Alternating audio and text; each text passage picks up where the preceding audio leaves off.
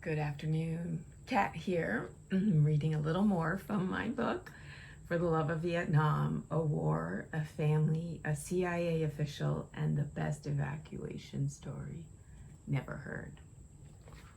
We are up to the part where it is 1974, Safe for Families, Part 2, A Family Adventure.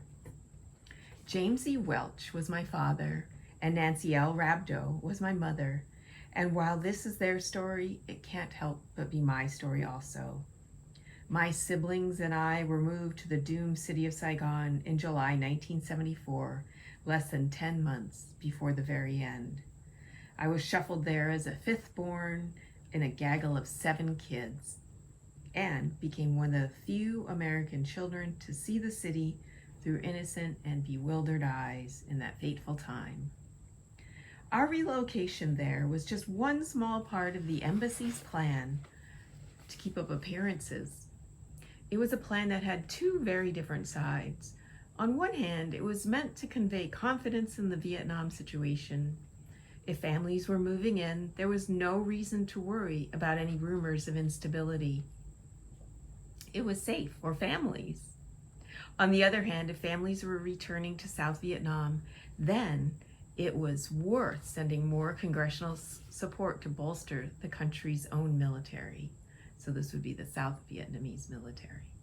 This was no small thing, as there was reliable evidence that the South Vietnamese army needed at least $1 billion to remain solvent. And that was $1 billion in 1974 money. That would be a lot more in today's money. So this anecdote echoes the larger Vietnam picture. That is how our nation, following the relative glory of World War II, entered into the trap of Vietnam, with misguided intentions, erroneous convictions, and absolutely no understanding of our North Vietnamese enemies, nor even of our South Vietnamese allies. Quagmire is a word often used with the Vietnam era, and for good reason. The era, the war, and its lingering effects are a deep and complicated miasma we have not yet fully emerged from. The end of the war was announced on January 27, 1973, when the Paris Peace Accords were signed. The treaty, entitled The Agreement on Ending the War and Restoring Peace in Vietnam, theoretically established a ceasefire between all concerned parties. There was the United States, the Democratic Republic of Vietnam, which was actually communist North Vietnam, the Republic of South Vietnam, or what we know as South Vietnam, and the Provisional Revolutionary Government of the Republic of South Vietnam, which were the Viet Cong, or South Vietnamese communists. However, at its essence, it was not truly designed to create a lasting peace, but to give the U.S. a seemingly graceful exit strategy. The agreement allowed for American troops to depart, but did not provide support or protection for the South Vietnamese Army, also known as the Army of the Republic of Vietnam, or ARVN, or ARVN. Additionally, the North held quite a bit of territory in the South. So the North had a lot of territory in the South, taken by force during the preceding years. The agreement did not require any Communist or Viet Cong troops to pull back to the North. This checkerboard approach left the South at a decided disadvantage. There's an image of the agreement in the book. You can also look it up online. There's a lot of signatures there, so a lot of people were there at the Paris Peace Accords in 1973. However, this agreement allowed the American people to exhale a sigh of relief. Thank God the troops are coming home, and we can all begin to put the war behind us. Nixon brightly proclaimed, "The people of South Vietnam have been guaranteed the right to determine their own future." It made perfect sense to everyone watching in America. We believed in the God-given right for every individual to pull themselves up by their bootstraps. But it was really a glib statement that sparked outrage for the South Vietnamese, who really understood the situation. One ARVN officer was horrified. "We were absolutely furious about the agreement. It was an injustice, more of a death sentence than a peace agreement. we had never seen anything more illogical. So imagine somebody establishes the peace, say in your house, and the thing that's ruining the peace over here, maybe we'd have a raccoon in the house, and they're like, we established there's peace, and yet they leave the raccoon. It just doesn't make sense. Nothing more illogical. And here's President Nixon talking to Tew. They both just look happy-go-lucky. Just really not straightforward thinking and not straightforward clarity and honesty with either of their peoples. So it was as if the U.S. was washing its hands of the Vietnam saga, just like it were the Lone Ranger riding off into the sunset, leaving a job well done, when the truth was exactly the opposite. The facade was well played, however, when Nixon addressed South Vietnamese President Nguyen Van Thieu in that picture on live television. It all seemed so plausible. He said, "Mr. President Thieu, we have been allies in a long and difficult war, and now you can be sure that we stand with you as we continue to work to build a lasting peace." However, secretly, Nixon assured Thieu that he would respond with the full force of American air power if the ceasefire was breached by the communists. Thieu happily believed this, unaware that Nixon's modus operandi, or MO, his bull in the china shop tactics, were about to come home to roost in Washington. So Nixon was telling Thieu one thing, kind of patting him down, making him feel like everything's okay, when on the other hand, he had a lot of things going on in Washington, and he also didn't have any authority anymore to say that he was going to send air power to bomb North Vietnam again. Just 5 months after the signing of the agreement in June 1973, Kissinger would admit he didn't think the ceasefire would hold. The communists were still flexing their military strength in the South and expressing their discontent with the South Vietnamese the South Vietnamese administration. That administration, led by Thieu, was notoriously corrupt, ruling not through democratic means so much as through favoritism and bribery. Ironically, the communist North protested against the South's approach to governing much more loudly than anyone in the U.S. did. The West's only criteria for their leader seemed that he was not a communist, and therefore Thieu fit the bill to a T. So nobody in America cared that he was being very corrupt and not actually governing in what we would consider to be a fair and forthright, working with the public to achieve ends that they would be happy with. So speaking of corruption, the U.S. Capitol was seeing its own fair share. By early 1974, the Watergate investigations, in which the Republican Party was accused of a June 1972 break-in to the Democratic National Committee headquarters in the Watergate Hotel in Washington, D.C., was in full swing, and Nixon was being strongly implicated in collusion and the obstruction of justice. The charges were undermining his political advantage at home and dispersing any energy he had for supporting a precarious political and military situation in the Far East. The turmoil in Washington and the grisly situation on the battlefields for the South Vietnamese soldiers was not unbeknownst to my father, ensconced though he was in an air-conditioned radio station in the heart of Saigon. Though he was not an avid supporter of Nixon, he actually believed that historians would look back at the obscure historical footnote of Watergate as a fantastic curiosity symptomatic of our times. He saw the attack on the president as an attack on the United States, likely fomented by communist leaders around their world. Their psychological warfare is much better than mine, I must admit, he wrote in February of 1974. He was also convinced that his propaganda could still make a difference for the South Vietnamese suffering on the battlefields. "Have you heard that we've still got a war going on here?" he wrote to his sister. "I have to smile grimly," he added, "when I read in the paper that the death toll in Northern Ireland has now reached 1,000 in 4 years. We hit that in 3 weeks, with peace having reached this favored land." In fact, over 26,000 South Vietnamese soldiers and citizens died in the 2 years after the ceasefire was signed.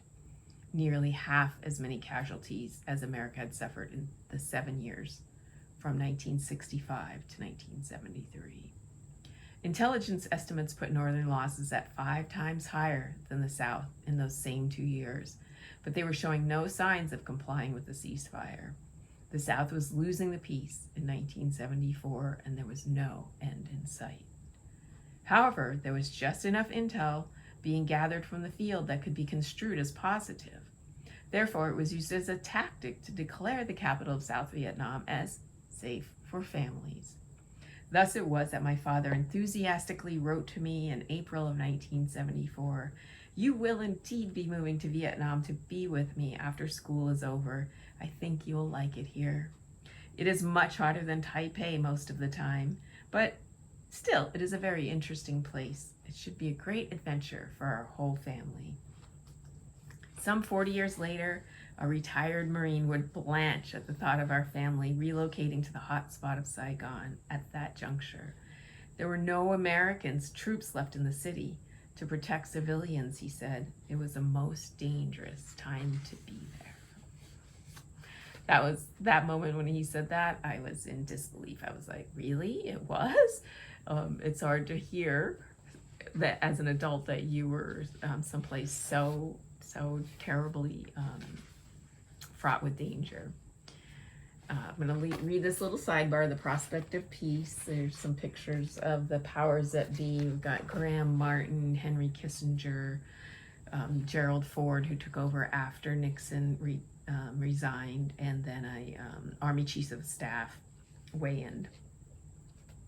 In November 1972, my father wrote to my mother's parents, he liked to do that, about the prospect of an agreement being reached in Paris the following year.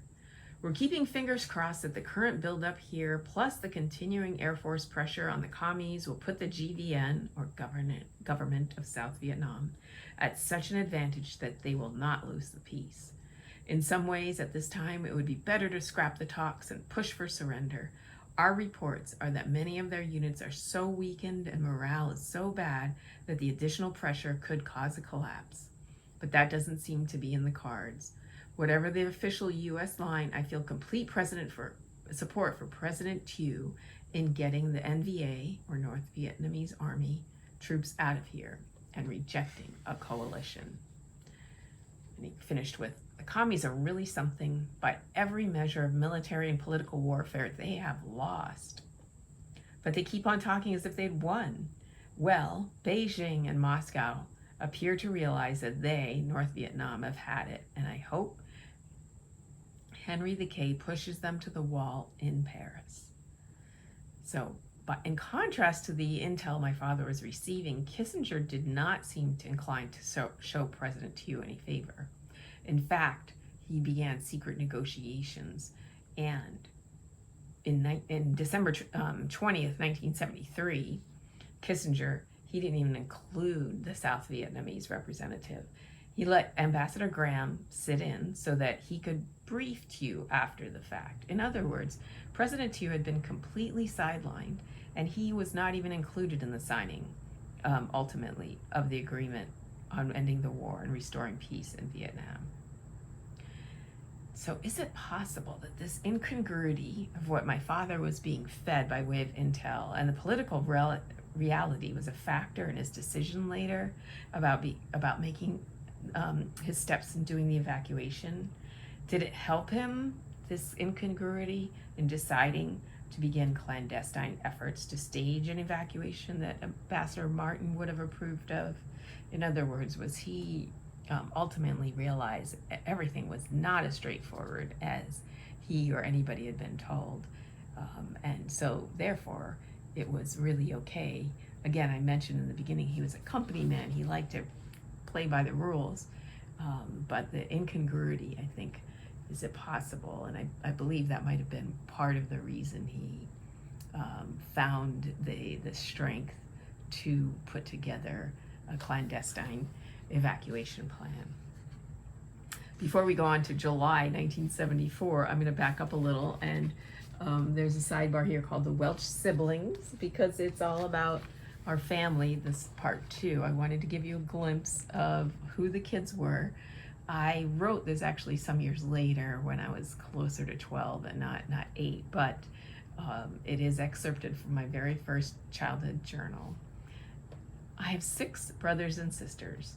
From the top going down is, first of all, Michelle. She is warm, loving, intelligent, and humorous. She's about 5 foot 1 inch with black hair, brown eyes, and is beautiful. If I ever have a problem, I ask her and she'll understand. She enjoys life to the fullest and has taught me how to, too. I'm not as good as her yet. Next in line is Chris. He is very smart and is cute with feathered back hair and muscles. He uses chocos, which today are known as non-chocs. They are 2 more or less sticks of about 1.5 inch in diameter, chained together. They are a weapon and he can use them too. Mike has curly hair like an afro, sort of green eyes, and a regular body build. He is creative and smart. He likes to get his own way. He is humorous and funny. Then comes John, who has light brown-black hair with a tinge of orange-red. He has a firm body build and is getting better looking every day. He is fun to talk to. He is organized and neat. Jimmy is next. He often acts like a fool, but he gets good grades and is really concerned with school. He is strong and athletic. He has a short temper and a sense of humor. He will grow up good looking. And just for some perspective, there's Michelle, Chris, Mike, John, and then me, and then Jimmy and Kim. So now comes Kim, who is adopted. As of now, she is the youngest and the family beat, I wrote. I think I might brat. I think she is beginning to change, though. She is nice when she's in a good mood. Her real problem is that she always expects too much of everyone at any time or mood. As for me, I like to read, to write, to laugh, smile, be happy, dance, joke around, go to the movies, daydream, and I especially like horses. I also like music, rock, hard and pop, country, and just soft, sleepy music. I like the outdoors and nature. It fascinates me. So I haven't changed much, although I don't listen to much country, and though I like horses, I am not as horse crazy as I was.